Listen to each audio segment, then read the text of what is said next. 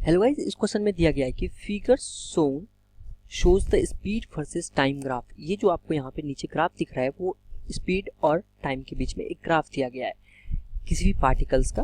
ठीक है, पार्टिकल का फाइंड द डिस्टेंस। इसमें क्या कहा गया है कि डिस्टेंस ट्रेवल फाइंड करना है by a particle during the time t equal to 0 to equal to 3 second. यानी कि t इक्वल टू 0 से t इक्वल टू 0 कहाँ पे, यहाँ पे t इक्वल टू 0 और t इक्वल टू 3 सेकेंड तक हमें क्या है कि फाइंड करना है इसका डिस्टेंस ट्रेवल। इस 3 सेकेंड में जो है कितना डिस्टेंस ट्रेवल किया वो हमें फाइंड करना है। ठीक है, अगर आपको इस क्वेश्चन में अगर प्रॉब्लम आ रही है कहीं, तो सबसे पहली बात तो आपको क्या है कि अगर स्पीड और टाइम के बीच में अगर ग्राफ आपको दिया हुआ रहेगा तो उससे हम डिस्टेंस ट्रेवल कैसे निकालते हैं वो हमें समझना पड़ेगा। तो क्या है कि हम जो है एक पढ़ चुके हैं इंस्टेंटेनियस वेलोसिटी में v instantaneous is equal to क्या होता है, ये होता है ds अपॉन dt होता है। ठीक है, ये क्या है, s क्या है, s है एक फंक्शन, वो टाइम का फंक्शन है। s क्या कहलाता है, ये कहलाता है डिस्टेंस ट्रेवल। ठीक है, ये कहलाता है डिस्टेंस ट्रेवल। ये इससे हम क्या निकालते हैं, वेलोसिटी निकालते हैं, ds अपॉन dt निकालते हैं। ठीक है, तो अगर हम इसको सॉल्व करें तो क्या आ जाएगा हमारे पास, ds is equal to v into dt आ जाएगा। अगर हम इसको दोनों तरफ इंटीग्रेट करते हैं तो हमारे पास क्या आता है, ये आ जाता है s is equal to integration of v into dt। ठीक है, dt के रिस्पेक्ट में वेलोसिटी का फंक्शन को इंटीग्रेट करेंगे तो हमें क्या देगा, डिस्टेंस ट्रेवल देगा। ठीक है, जहाँ की s क्या है हमारा डिस्टेंस ट्रेवल है, डिस्टेंस ट्रेवल, v है वेलोसिटी और t क्या है, टाइम। क्लियर बात है। अगर मान लेते हैं यही हमारे पास एक ग्राफ है, ये मान लेते हैं कि एक ग्राफ है कोई भी।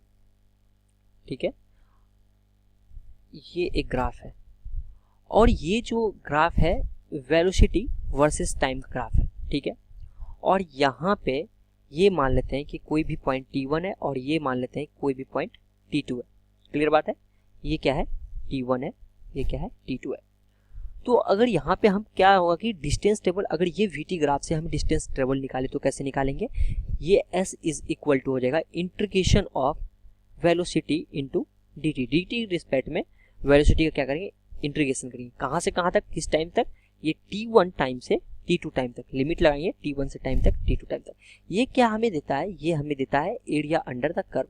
यानी कि इस ग्राफ के अंदर जो है कितना एरिया होगा वही तो देता है एरिया अंडर द कर्व। अगर इंटीग्रेशन करेंगे vt का, ठीक है, v का t के रिस्पेक्ट में क्या देगा, एरिया अंडर द कर्व देगा। यही area under the curve he area under the curve क्या हो जाएगा, कर्व, यही हो जाता है हमारा डिस्टेंस ट्रेवल। डिस्टेंस ट्रेवल, ये बात क्लियर है। अब अगर हम ये क्वेश्चन देखें, ये एससी वर्मा का एग्जाम्पल नंबर 3 है। तो इसमें क्या है कि वीटी ग्राफ दिया हुआ है और आपको 0 से t सेकेंड, ये 0 से t सेकेंड 3 सेकेंड के बीच में आपको यहाँ पे बोल रहा है कि डिस्टेंस ट्रेवल कितना होगा, वो आपको डिस्टेंस ट्रेवल निकालने का है। तो हम क्या कर सकते हैं, एरिया अंडर द कर्व भी निकाल सकते हैं। क्लियर बात है। तो यहाँ पे यही तो मैं यहाँ पे बताया कि एरिया अंडर द कर्व क्या देता है, area under the curve give us distance travel. तो यहाँ पे एक स्टार मार्क करके लिख लेते हैं, area under the VT curve. Clear बात है, कौन सा कर्व, वीटी कर्व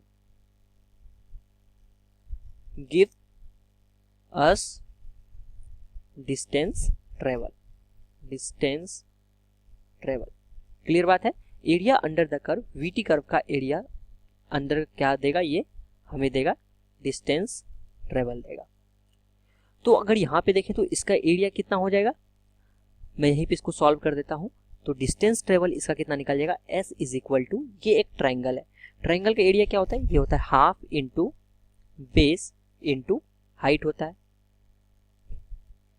तो s इज इक्वल टू यहाँ क्या हो जाएगा, हाफ इंटू बेस कितना, यहाँ पे ये 3 दिया हुआ है, वहीं हाइट कितना है इसका, अगर देखें हाइट तो हाइट इसका 6 है। तो s इज इक्वल टू, अगर हम इसको कैलकुलेट करें तो ये 3 टाइम्स में कट जाएगा, 3 इंटू 3 9, इसका क्या हो जाएगा, यूनिट मीटर हो जाएगा। क्लियर बात है। तो एरिया अंडर द कर्व क्या होगा इस क्वेश्चन का, 9 मीटर होगा। ठीक है, यही हमारा आंसर हो जाएगा।